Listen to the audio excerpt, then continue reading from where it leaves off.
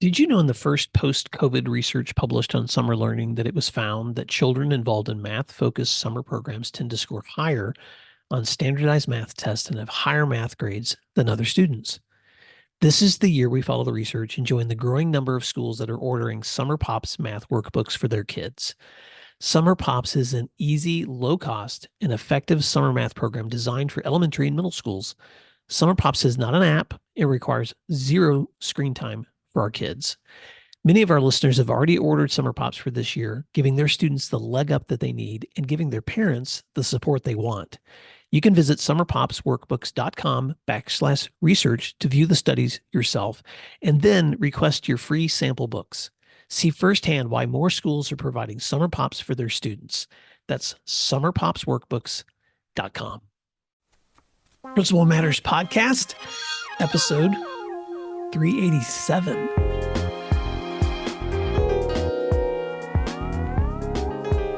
Hi, friends. This is Will Parker, host of Principal Matters, the School Leaders Podcast, where each week we bring you inspiring, innovative, and imaginative ideas for your own school leadership. This week, I'm back with my co-host, Dr. Jen Schwanke from Dublin City Schools, author of 4 great books. Jen, we spent a couple of episodes in February talking about your new book. Congratulations. Why don't you remind listeners the title and where they can find it? Absolutely. The Principal's Guide to Conflict Management. And they can find that at Amazon, and they can find that at the ASCD site. But Will, I actually have news that I did not tell you. I haven't even told you yet, even though we just spent about a half an hour talking about other things. This was selected as the ASCD member book. So any ASCD members probably already have it in their mailbox. But if not, take a look at Amazon or ASCD to get yourself a copy. Jen Schwanke. I know that makes me for so excited. Our listeners, I swear, Will and I just chit-chatted for a half an hour and I forgot to tell them that. So you got the first news, and Will, of course, as always, you're the guy that's so happy for other people. So thank you. I can't wait. Okay. This week, I realized that in one of the previous episodes you and I didn't say the topic and just started in. So let me remind listeners what we're going to be talking about this week. This week, I want to talk about accountability. And I want to talk about, Jen, how can we see that word as not a dirty word? And so I'm not exactly sure. I have so many thoughts. Let me just begin here because it's hard for me to wrestle all these thoughts concisely. But this past year, I've had the privilege of working through the book. This book has been around for 20 years, the epic book by Patrick Lencioni, The 5 Dysfunctions of a Team.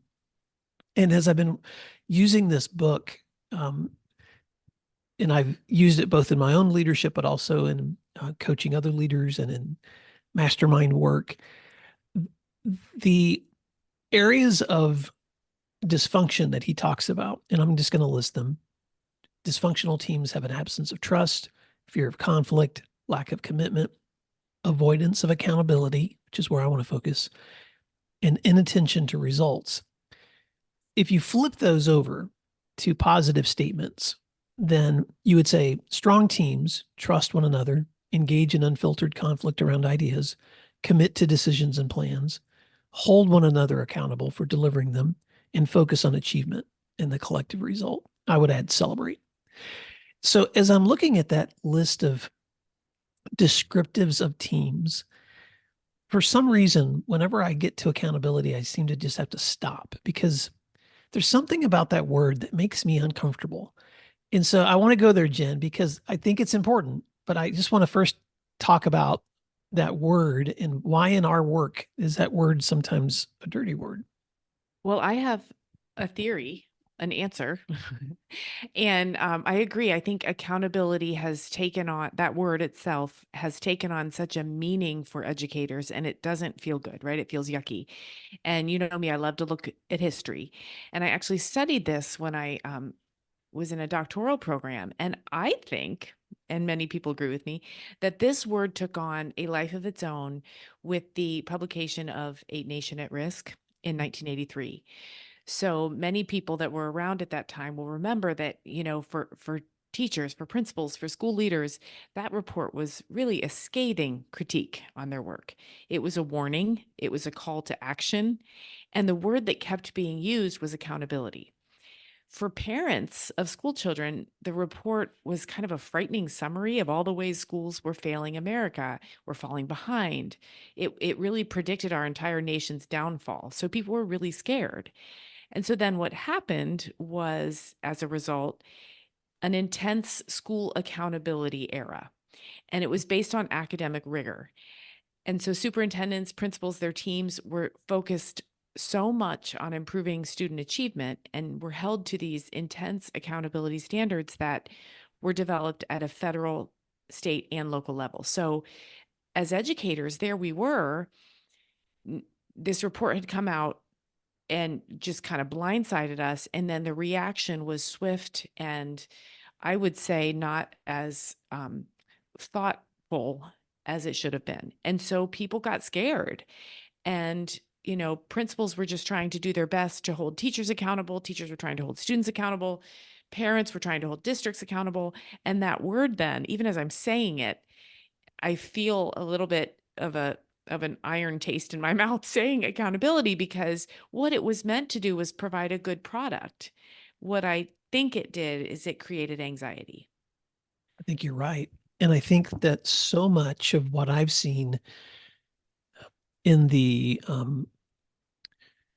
and you and I spent an entire episode recently talking about systems, but so much of what I've seen in, let's take unhealthy systems for just a moment. I want to be distinct that there are schools and organizations that have created really healthy, well understood, well defined structures for their teachers, their students, their communities. I know everyone want to paint everyone with the same brush stroke. At the same time, you and I both work with people who feel really frustrated by places where things feel dysfunctional or have become toxic, or where accountability has become this monster of layers and layers of additional work that seem to drive people away from the whole reason they came into education in the first place. And so I think the hard question for me is, how do we redeem that word? How do we bring that word back to what is still important? Because if the most highly effective teams, both within business or education, industry, pick your fill in the blank communities, have a strong commitment to holding each other accountable, then there's got to be a benefit to good accountability. So I would like to take a few minutes and just park on why we should, as leaders, step into healthy accountability. But I don't want to do that without recognizing what you just said, which is that we're stepping into that conversation with a bad taste in our mouth, because I think a lot of us have come up against the political movements that have pushed accountability, shoved accountability down our throats. And we've had decades now to see the down the poor outcomes of that kind of accountability. Well, and I wonder too, this is just a thought, not fully formed. I wonder if teachers are more anxious about that word than leaders. Because remember, when that accountability era came, we were redoing teacher evaluation systems, which wasn't a bad thing. But with it came data. Show me data. Show me how you're moving your kids along. And with a poorly executed conversation, a teacher could feel like a failure when they actually had a really strong classroom environment. They were moving students along, but the environments or the demographics of students they were given meant that the data wasn't a fair picture of what was going on in their classrooms.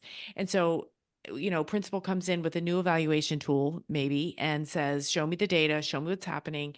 The teacher gets the evaluation and they feel scalded by what felt like an unfair evaluation. But yet I do know that school leaders, I think we believe in accountability, right? We want people to be able to look at what they've done, reflect on it, make changes, look at what they've done, reflect on it, make changes. And so, like you said it beautifully, how do we redeem this word?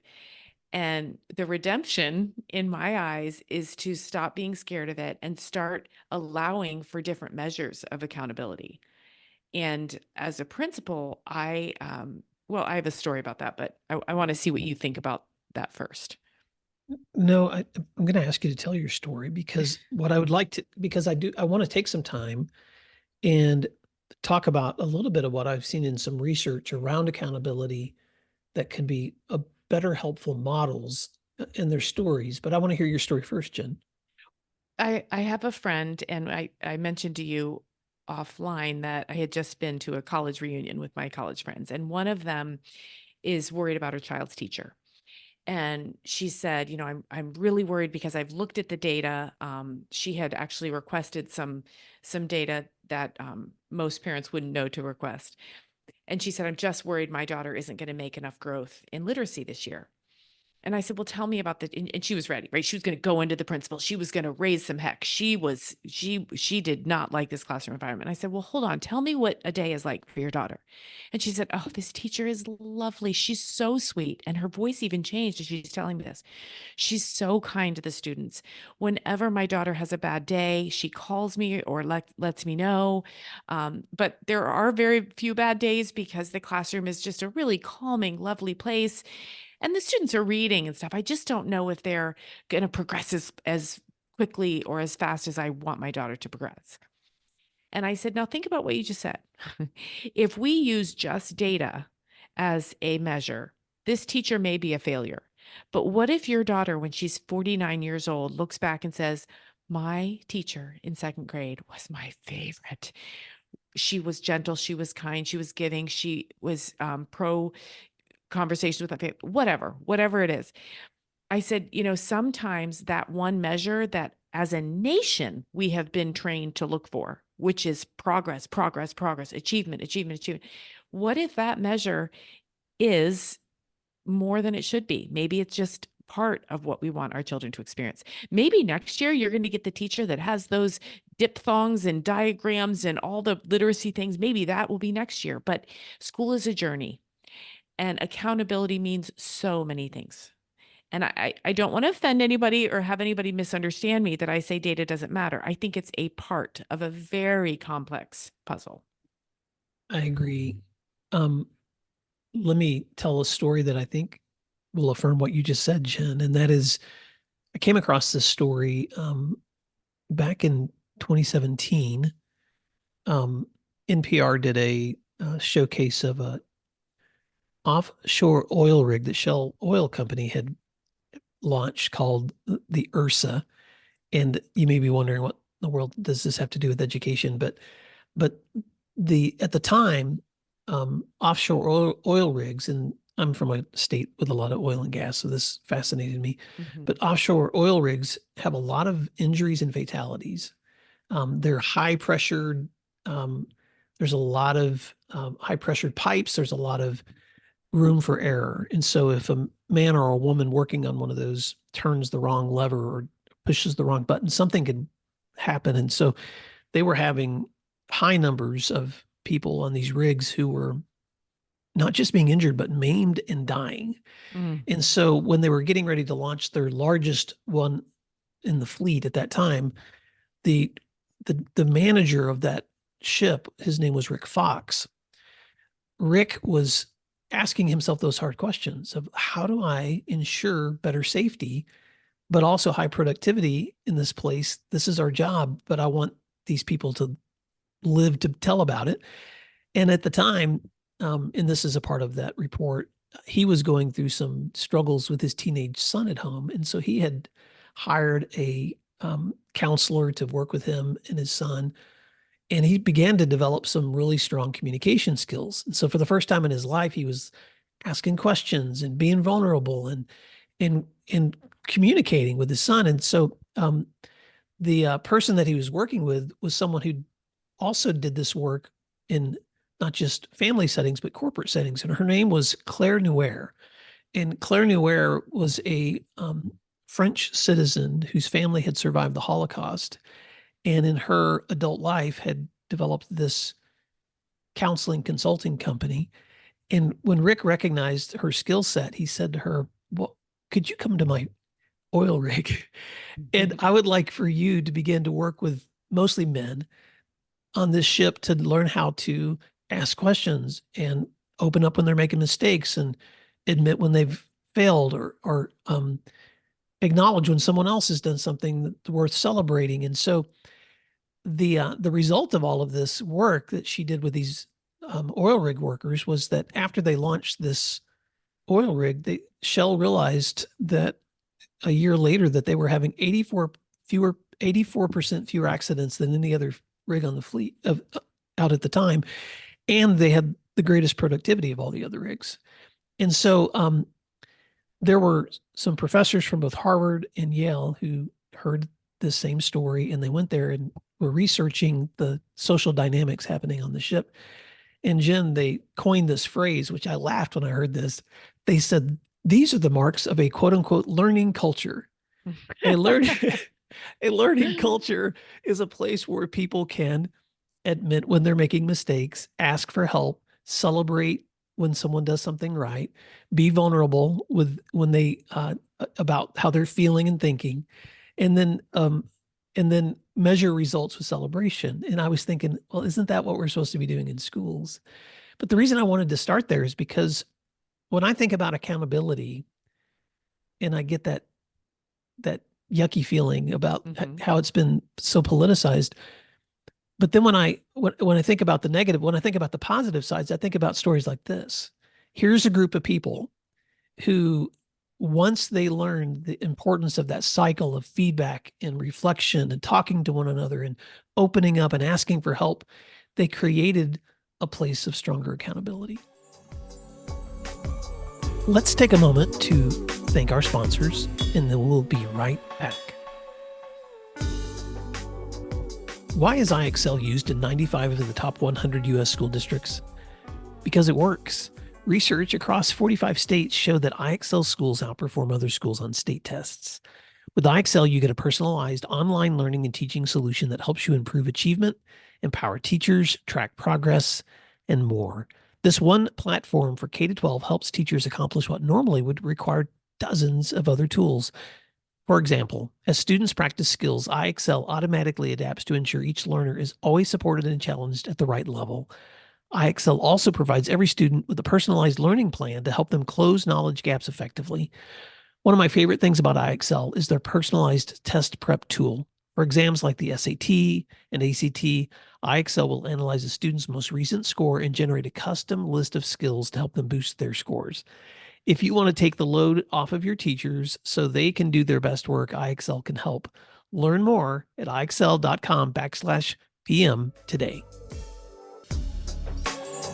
Well, and what strikes me about everything you just said ties me back to what you opened with. And in the book about the dysfunctions of a team, trust is so important, right? And I feel like you can be vulnerable, you can admit your mistakes, and you can ask for help and grow if you trust that nothing bad's going to happen.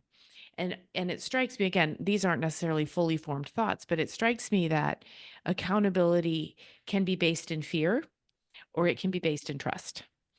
And if it's based in fear, that's where that yucky feeling we keep talking about comes from. If it's based in trust, then accountability isn't scary. That's why teams can be so powerful. I tell people all the time, I love my team that I work with every day. I trust them implicitly. And when we're in flow, accountability isn't a problem at all. I've said to them, they've said to me, oh, wow, I messed that one up. Oh boy, I'm gonna have to go back and do a redo. Whereas if accountability is based in fear, you would never open your mouth and say, boy, I messed that one up, because you fear what would happen next. And so what that brings us back to is the importance of a trusting environment, trusting colleagues, trusting relationships. And you say that when you think about the important parts of strong teams. I think you even said the first thing is they trust one another.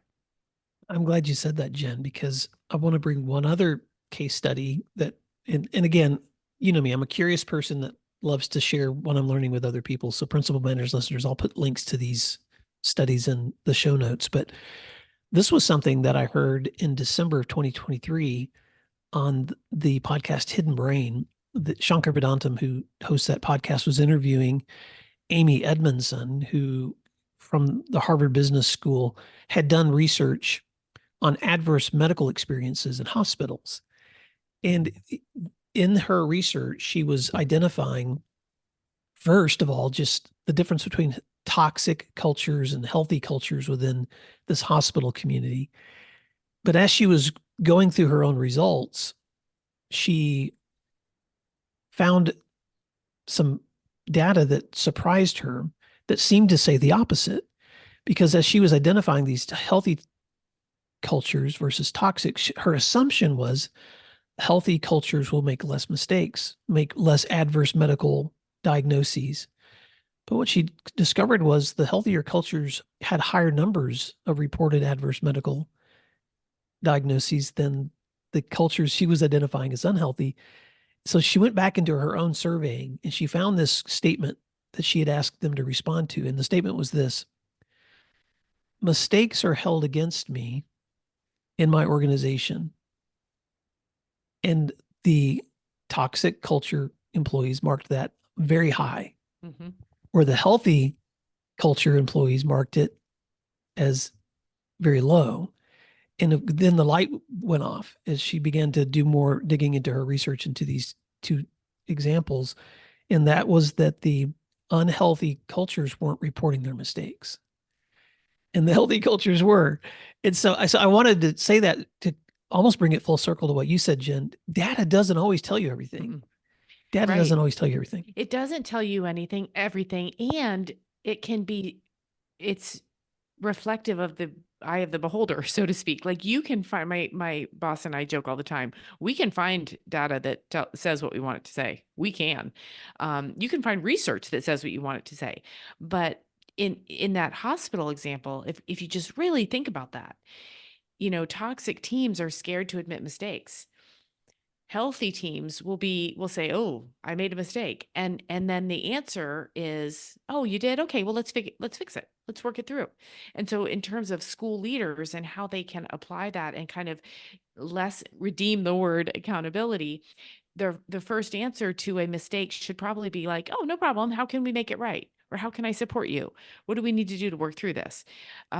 I worked with somebody once who said, "Oh, I love a good problem because I like to solve it, right? I love to dig in and solve it." And so it strikes me that in the hospital example you gave, that, an increase in reporting mistakes also implies a great deal of problem solving, because mistakes are going to happen. We're human beings. They're going to happen all the time. But how you respond to them and how people feel when they make one strikes me as one of the most important parts of accountability, and of making that word not feel so scary.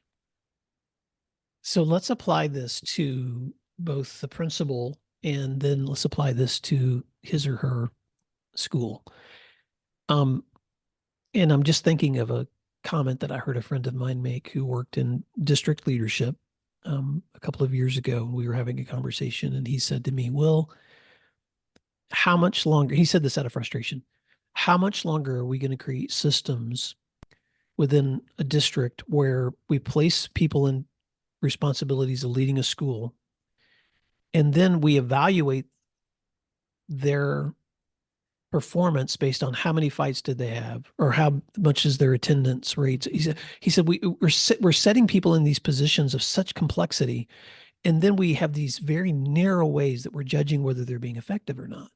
And he said it out of frustration because he had been that leader, but then when he was in the side of support, he was seeing other people in support roles who were judging leaders based on these metrics that aren't always telling the whole story. Exactly. And so I want to start there first because some people listening to us may be in, we have a wide range of audience members, aspiring leaders, veteran leaders, people who support leaders. But I just think it's so important for whatever role we play that we remember how bad it is to be on the other side of a gotcha kind of leader. Absolutely. Yep.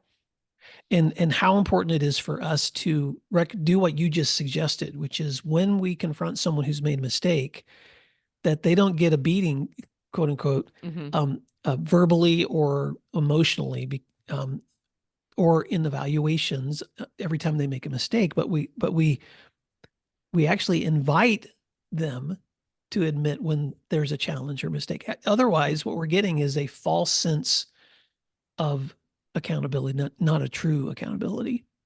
Exactly. And we never, I'm sure the principals listening to this, we don't never want one of our teachers to be scared to come to us and tell us they've made a mistake. We want them to feel confident that we're there for it, and I talk a lot when I present to groups about, principles. You never want to fix a mistake for someone. You want to advise and guide them and be there next to them as they do the work, right? And so it strikes me that that's an important part of accountability too, is when there's a mistake, or when, I keep saying mistake, but it could be in a number of things. It could be um, some test results that just aren't great, or it could be a lesson that just didn't go well. It could be a common exam where the students didn't perform as you wanted. Whatever it is, we want people to come and be able to sit down with us and say, "Hey, will you just talk this through with me? Will you come and watch my class and see if there's anything that I should do differently? How principal, can you be a partner in this?" And again, the principal's response, I think, in a safe environment, a trusting environment, is more along the lines of, absolutely, I would love to, rather than, well, I'm going to need you to fix this by next year, or we're going to have to mark you developing on your evaluation, right? It should be such a safe environment that everybody comes together when something isn't going as we'd like.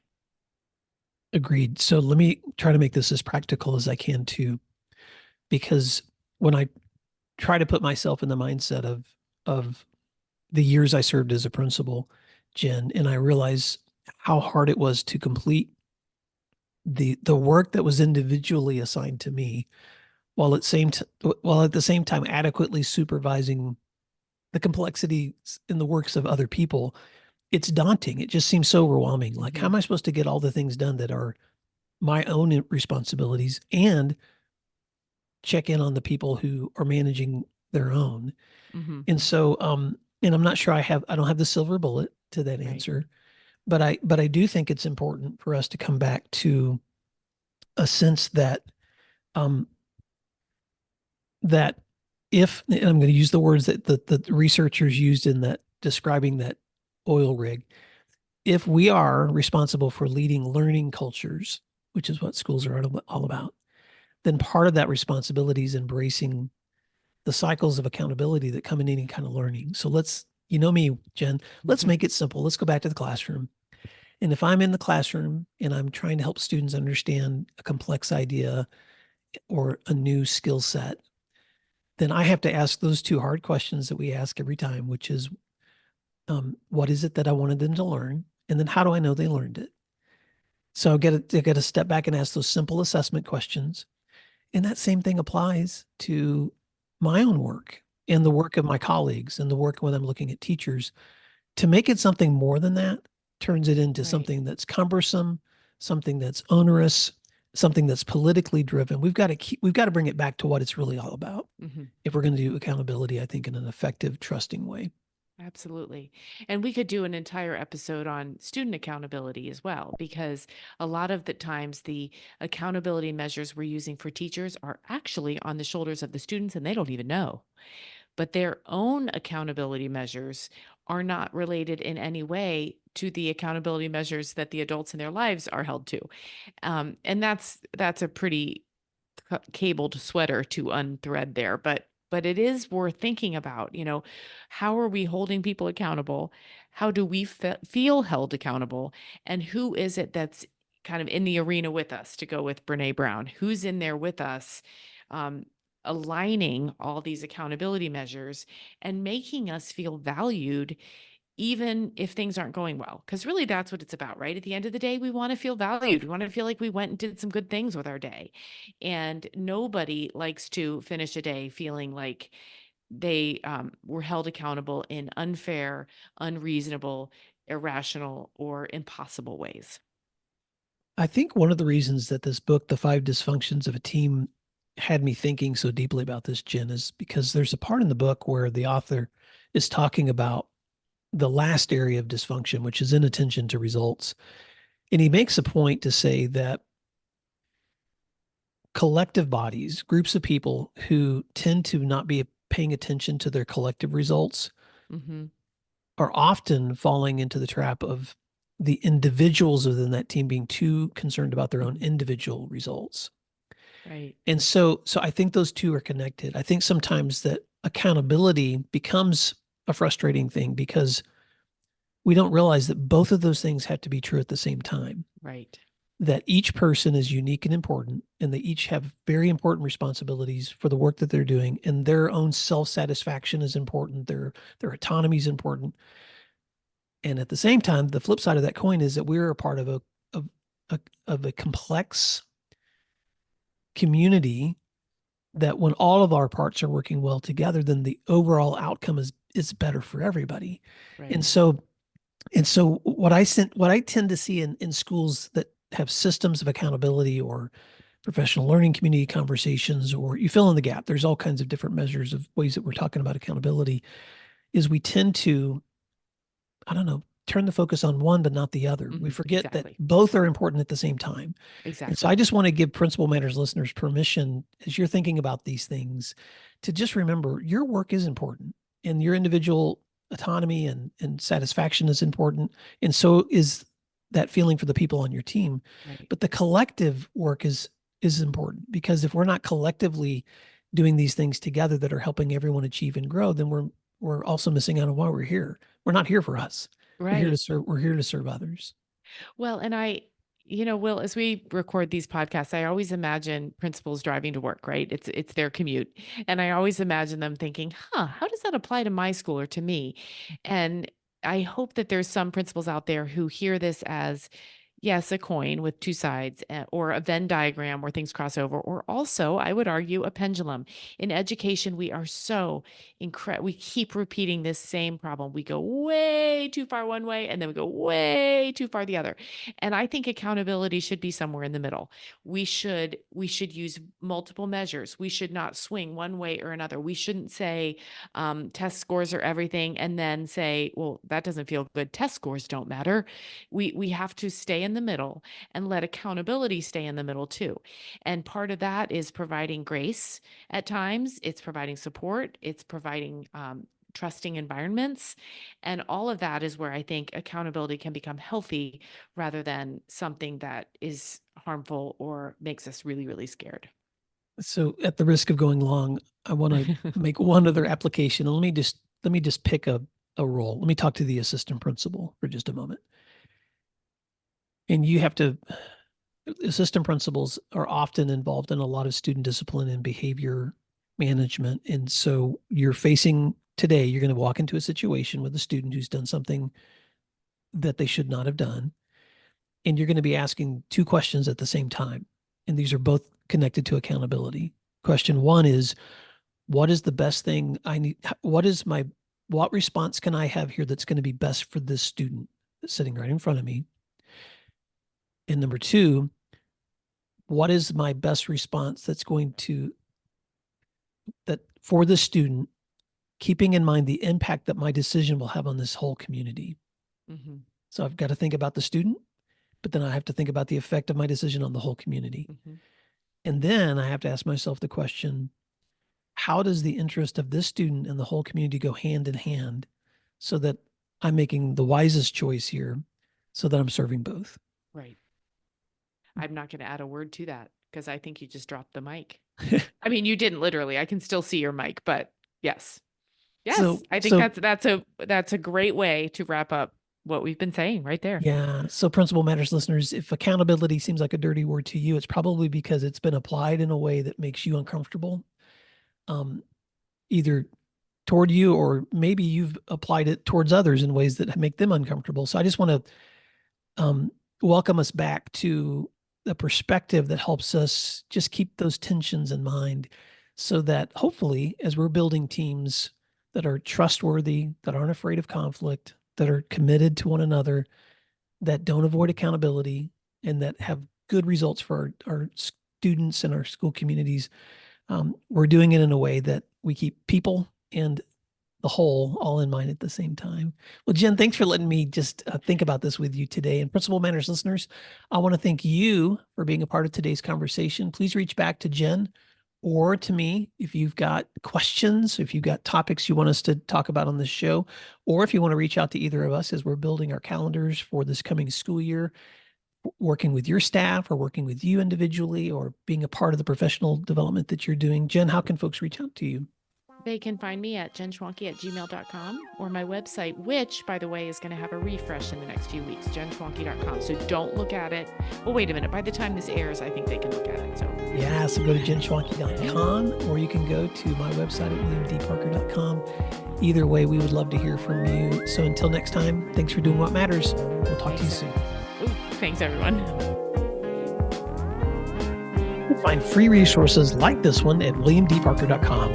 Subscribe for our free weekly newsletter, which contains bonus material, and also check out the links for Grow Academies, Masterminds, Executive Coaching, and Keynote presentations from my books, as well as from Principal Matters Associates. You can find out more under our speakers tab at williamdparker.com. Thank you for learning together, and thank you for doing what matters.